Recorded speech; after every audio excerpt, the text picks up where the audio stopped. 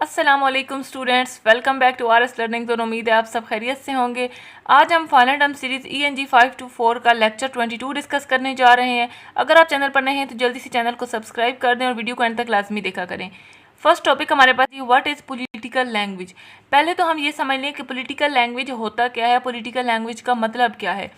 यहाँ पर embedded in the tradition of western political thought is a view that language and politics are intimately linked at a fundamental level. Western political thought में हमेशा से ये तस्वर रहा है कि जो लैंग्वेज और पॉलिटिक्स है ना, उनका आपस में बहुत ज़्यादा कोई गहरा ताल्लुक है, बहुत ज़्यादा डीपली, बहुत ज़्यादा गहरा ताल्लुक रखती हैं। एरिस्टोटल का यहाँ पर बात की हुई है कि एरिस्टोटल क्या कहते हैं। एरिस्टोटल ने इंसानों को पॉलिटिकल एनिमल का है, पॉलिटिकियन जून, जी आपने वर्ड याद रखना है। एरिस्टोटल ने इंसानों को पॉलिटिकल एनिमल का, यानी कि इंसान की फितरत ही ऐसी है कि वो सोसाइटी में या पोलिस में रहता है। साथ ही एरिस्टोटल ने कहा कि जो इंसान है ना, उनमें स्पीच होती है। यहाँ पर दो वर्ड हैं, स्पीच और वॉइस का। तो वॉइस और स्पीच में यहाँ पर क्या इनमें फ़र्क है। जो वॉइस है ना, वो हर जानवर के पास होती है, और यानी कि इसका काम सिर्फ दुख सुख को एक्सप्रेस करना होता है। लेकिन जो स्पीच है ना, स्पीच क्या है, वो इंसानों के पास होती है, और स्पीच का ये काम होता है, और ये इंसानों की सलाहियत होती है। इसका मतलब ये है कि इंसानों में गुड और इवल, मतलब अच्छे बुरे की पहचान करने की सलाहियत होती है इंसानों में। एरिस्टोटल का ये भी कहना है कि पॉलिटिक्स में लोगों को इख्तलाफ होता है, लेकिन शेयर्ड परसेप्शन ऑफ वैल्यूज़ जो है ना, वो लोगों को जोड़ कर रखती हैं। ठीक है, यहाँ पर है हमारे पास next, the sense of just and unjust might logically means that there could be as many opinion as there individuals. ये अपने एमसीक्यूज़ के लिए याद रख लेनी है। यहाँ पर अब दो ज़रूरी बातें हैं। कौन कौन सी हैं। ये फर्स्टली कि ये माना जाता है कि पॉलिटिकल और सोशल बिहेवियर भी जेनेटिक हो सकते हैं, और सेकेंडली ये कि ज़बान की जो कल्चरल खसूसियात हैं, वो जो कल्चरल खसूसियात होती हैं, वो भी पॉलिटिकल नीड्स को पूरा करती हैं। ठीक है, नेक्स्ट हमारे पास टॉपिक है जी पॉलिटिकल डिस्कोर्स एनालिसिस। अब इसमें हमने क्या पढ़ना है। इसमें हमारे पास है कि ये डिस्कोर्स एनालिसिस की एक फील्ड होती है, जो पॉलिटिकल डिस्कोर्स एनालिसिस, जो कि पॉलिटिकल फॉर्म का एनालाइज करती है, उसका तजिज़िया करती है। जैसे कि डिबेट्स, स्पीच, हियरिंग्स, ये सारा कुछ इसमें आ सकता है पॉलिटिकल डिस्कोर्स एनालिसिस में। अब पॉलिटिकल डिस्कोर्स का मतलब क्या है। पॉलिटिकल डिस्कोर्स का मतलब है कि एक फॉर्मल एक्सचेंज जिसमें लोग रीजंड व्यू शेयर करते हैं कि किसी मसले का क्या हल होना चाहिए, क्या हल हो सकता है। यहाँ पर रोफी की 2016 में, ये फॉर एग्जांपल हम यहाँ पर लें, तो इन्होंने ऑस्ट्रेलियन गवर्नमेंट की पॉलिसीज़ को एनालाइज़ किया था, उसका तजिज़िया किया था कि जो इंटरवेंशन हुई है वो असल में इंडिजीनियस लोगों को कंट्रोल करने की कोशिश थी, लेकिन पॉलिटिकल रिटोरिक की वजह से ये बात छुपी रही थी। जो ये वाली बात, ये देखें, रोफी examination into speech act surrounding the justification of the legislative process concerning the Australian federal government. अब जो इंटरवेंशन हुई थी, वह history reactions to a social problem. Through this analysis, Rofi established that there was in fact an unwillingness to respond on the behalf of the government, and the intervention was in fact no more than another attempt to control the indigenous population. Due to political rhetoric use, this was largely unidentified. जो political rhetoric था, उसकी वजह से ये बात छुपी रही थी। ये जो इतना बड़ा पैराग्राफ है, उसमें यही दो मेन बातें लिखी हुई हैं कि रोफी ने ऑस्ट्रेलियन गवर्नमेंट की पॉलिसीज़ को एनालाइज किया। जो इंटरवेंशन हुई थी, वो असल में इंडिजीनियस लोगों को कंट्रोल करने की कोशिश थी, लेकिन जो पॉलिटिकल रिटोरिक की वजह से ये बात छुपी रह गई थी। ठीक है, अनआइडेंटिफाइड थी। अब यहाँ पर है कि पॉलिटिकल जो हमारे पास है ना, defining political discourse is not a straight forward matter. ये आपने एमसीक्यूज़ की लाइन याद रखनी है। जो पॉलिटिकल डिस्कोर्स की डेफिनेशन है, वो स्ट्रेट फॉरवर्ड नहीं होती। अब कुछ लोग इतनी ज़्यादा वाइड डिफाइन कर देते हैं कि हर डिस्कोर्स पॉलिटिकल, जो हर है वो डिस्कोर्स पॉलिटिकल बन जाता है। 1980 से इस फील्ड में इंटरेस्ट बढ़ रहा था। Growing interest in the area of political discourse since the early 1980। इसमें 1980 से इस फील्ड में इंटरेस्ट बढ़ रहा था। पॉलिटिकल डिस्कोर्स एनालिसिस में लिंग्विस्ट एनालिसिस और पॉलिटिकल एनालिसिस का बैलेंस देखा जाता है। अलग अलग स्टडीज़ में जो है ना, वो डिफरेंट अप्रोचेस यूज़ होती हैं। जैसे कि यहाँ पर है, यहाँ पर लिखी हुई है हमारे पास, जो कि है क्रिटिकल पर्सपेक्टिव, डिस्कोर्स पर्सपेक्टिव, और एक हमारे पास है साइकोलॉजिकल पर्सपेक्टिव। ठीक है, ये है क्रिटिकल, हाईलाइट नहीं हो रहा, यहाँ पर है ये क्रिटिकल पर्सपेक्टिव, ये वाला, फिर इसी के नीचे ये है साइकोलॉजिकल, और एक हमारे पास है डिस्क्रिप्टिव पर्सपेक्टिव।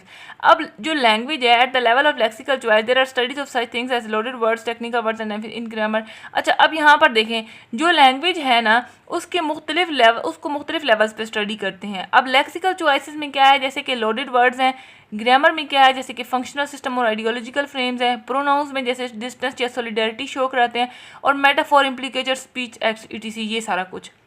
नेक्स्ट हमारे पास टॉपिक है जी topic 3, approaches of political discourse. अब देखिए बच्चे, अब यहाँ पर हमने क्या पढ़ना है, पॉलिटिकल डिस्कोर्स को समझने के लिए कुछ प्रोपोजिशन हैं जिस पे CDS जो है, जो क्रिटिकल डिस्कोर्स स्टडीज़ है, वो फोकस करता है। तो वो कौन कौन सी हैं? Some propositions to understand political discourse जो हैं वो कौन कौन सी हैं? पॉलिटिकल डिस्कोर्स ऑपरेट्स इंडेक्सिकली, यानी कि जो पॉलिटिकल डिस्कोर्स है वो इंडेक्सिकल होता है। इसका मतलब है कि ज़बान की जो चॉइसेस है, ज़बान की चॉइसेस से, इंतखाब से पॉलिटिकल पहचान या फ़र्क ज़ाहिर होता है। जैसे कि अगर कोई लैंग्वेज, अगर कोई ज़बान का इस्तेमाल करता है, अगर कोई एक ज़बान का इस्तेमाल कर रहा है उस दूसरी ज़बान की बजाय, तो ये पॉलिटिकल सिग्नल हो सकता है। यहाँ पर choosing to speak one language rather than the other. अब रीजनल एसेंट या क्लास एसेंट यूज़ करना भी एक पॉलिटिकल आइडेंटिटी दिखाता है। पॉलिटिकल आइडियोलॉजी में ना लफ्ज़ चुनना, जैसे कि इंसाफ, आज़ादी, बराबरी, इस तरह के जो वर्ड्स होते हैं ये चुने जाते हैं। प्रोनाउंस की चॉइस, जैसे कि हम सॉलिडेरिटी को शो कराते हैं, ठीक है। अब यहाँ पर हमारे पास नेक्स्ट है political discourse operates as an interaction. इसमें क्या है कि पॉलिटिकल डिस्कोर्स एक इंटरेक्शन होता है। जैसे कि पॉलिटिक्स में ज़बान का इस्तेमाल एक इंटरेक्शन की तरह होता है, जिसमें इंटरप्शन या ओवरलैप से ये पता चलता है कि झगड़ा है या कोऑपरेशन है, कॉन्फ्लिक्ट है या कोऑपरेशन है, ठीक है। अब जैसे वर्बल इंटरेक्शन जो है, वो वर्बल इंटरेक्शन बाउंड्रीज और बॉन्डिंग दिखाता है, कौन पावरफुल है और कौन फॉलोअर है, ये चीज़ है इसमें। अब अगला हमारे पास जी टॉपिक है interaction, political discourse operates as an interaction. ये हमारा हो गया। Interaction functions to negotiate representation, यानी कि इंटरेक्शन से रिप्रेजेंटेशन नेगोशिएट होती है। अब लोग ज़बान के ज़रिए अपने कॉन्सेप्ट शेयर करते हैं, दुनिया को कैसे देखते हैं वो ये बताते हैं, ठीक है। ये भी पॉलिटिक्स के, ये जो है ना, यही पॉलिटिक्स का बेसिक काम है, अपनी सोच को दूसरों के साथ कोऑर्डिनेट करना, शेयर्ड मीनिंग को इस्टेब्लिश करना, ये हमारे पास इस पैराग्राफ में है। रिकर्सिव प्रॉपर्टीज़ ऑफ लैंग्वेज सब पॉलिटिकल इंटरेक्शन। इसमें क्या है कि recursive properties of language political interaction को सपोर्ट करती हैं। अब पॉलिटिकल एक्टर्स को अंदाज़ा लगाना पड़ता है कि उनका जो अपोनेंट है वो क्या सोच रहा है और वो क्या प्लान कर रहा है, इसलिए वो अपनी ज़बान का इस्तेमाल करते हैं एक दूसरे के माइंड को प्रिडिक्ट करने के लिए, ठीक है। नेक्स्ट हमारे पास है जी modal property of language promote political interaction. इसमें अब हमने क्या पढ़ना है, देखो हर लैंग्वेज में कुछ ग्रामेटिकल एक्सप्रेशंस होते हैं, प्रोबेबली गालिबन all languages have grammatical modal expressions attached to. अब कौन कौन से हैं, जैसे कि ऑब्लिगेशन, यानी कि वो जो फ़र्ज़ कर लें, और उसके बाद है सर्टेनिटी, डाउट, शक वगैरह, या पुख्ता एविडेंस, जैसे कि एविडेंस कोई दो, कोई सबूत, कोई दलील, इस चीज़ को दिखाते हैं। ये पॉलिटिकल स्ट्रेटजी बन जाता है ताकि अपनी बात को सही वो साबित कर सके। अब बाइनरी कंसेप्चुअलाइजेशन ये और पॉलिटिकल डिस्कोर्स, ये क्या चीज़ है, बाइनरी कंसेप्चुअलाइजेशन। अब पॉलिटिक्स में अक्सर दो एक्सट्रीम्स दिखाई जाती हैं, और वो कौन कौन सी हैं, वो एक तो है गुड वर्सेस बैड, मतलब दो चीज़ों का दिखाया जाता है, गुड वर्सेस बैड कर लो, फ्रेंड वर्सेस एनिमी कर लो, अस वर्सेस देम कर लो। ये बाइनरी सोच लोगों को दिमाग में आइडेंटिटी और ग्रुप का तस्वर बनाती है, ठीक है। The binary tendency is usually at the work in representation of party politics and information of group identity. Next हमारे पास टॉपिक है जी political representation are set of role player and their relations. इसमें क्या है कि पॉलिटिकल डिस्कोर्स में role players और उनकी रिलेशंस का जिक्र होता है। पॉलिटिक्स टेक्स्ट बताते हैं कि कौन क्या करता है, कौन पावरफुल है, और किसका किस पे असर होता है, ठीक है। नेक्स्ट हमारे पास है जी topic political discourse draws on spatial cognition. इसमें है कि the perception and conception of space is of major significance of political discourse space perceptions पे बेस्ड होता है। Political discourse involves metaphorical reasoning. इसमें अब क्या हमने पढ़ना है कि मेटाफोरिकल रीजनिंग का ज़रिया होती हैं। पॉलिटिकल डिस्कोर्स में मेटाफोर सिर्फ डेकोरेशन नहीं, बल्कि लोग पॉलिसीज़ और प्लान्स को समझते हैं। फिर हमारे पास है स्पेशल मेटाफोर। अब इसमें क्या है, इसमें है कि ग्रुप या आइडेंटिटी को समझने के लिए कंटेनर स्कीमा एक वर्ड दिया गया है और एक है हमारे पास पाथ स्कीमा। अब जो कंटेनर स्कीमा है ये क्या है, ये है कि ग्रुप्स को एक बाउंड्री में समझा जाता है, जैसे कि फैमिली कर लो, नेशन। और पाथ स्कीमा जैसे कि फ्यूचर प्लान या प्रोग्रेस को दिखाता है, जैसे हमारा रास्ता रोशन है, इस तरह की पॉलिटिक्स में।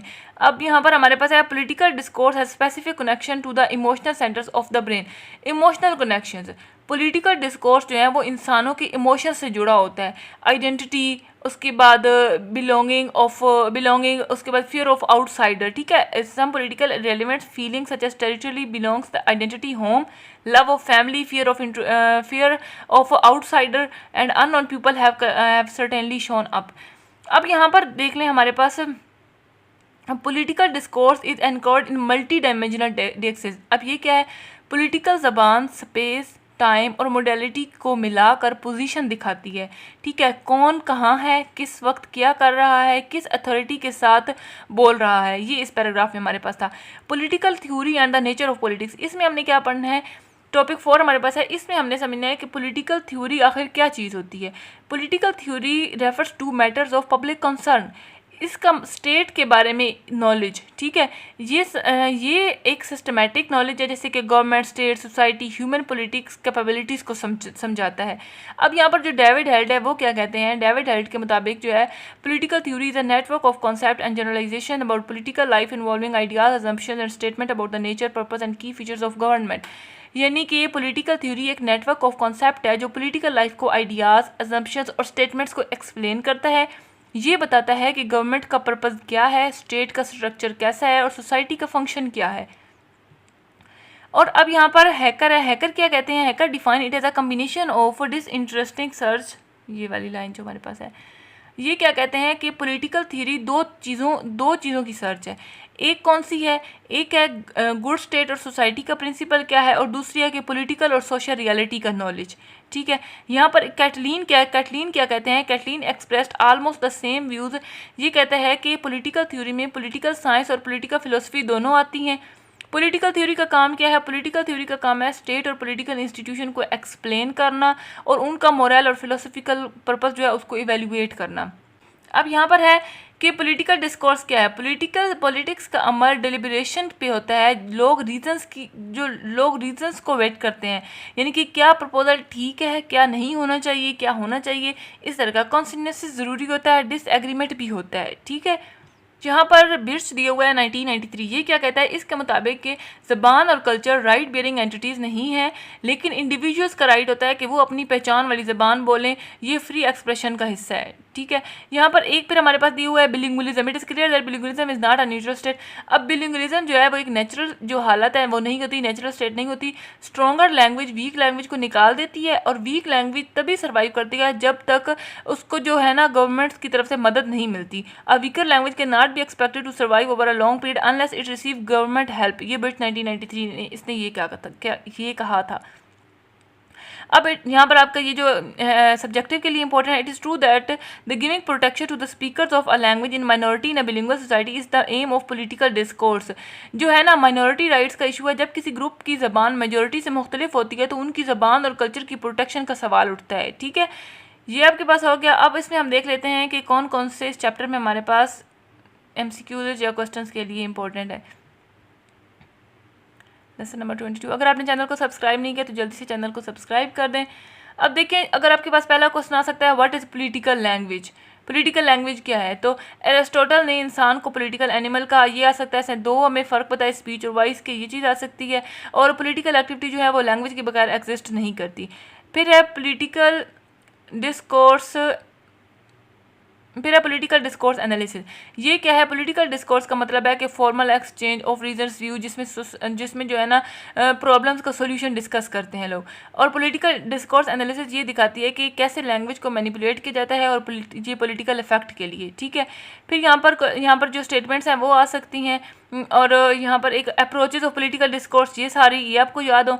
अब यहाँ पर अगर हम देख लें कि पॉलिटिकल डिस्कोर्स वो लैंग्वेज है जो इंसान पॉलिटिकल एनिमल होने के नाते पहचान लेता है। और उसके बाद पॉलिटिकल डिस्कोर्स इंडेक्सिकल होता है, वर्बल इंटरेक्शन, बाउंड्रीज, बॉन्डिंग और रैंक शो करता है।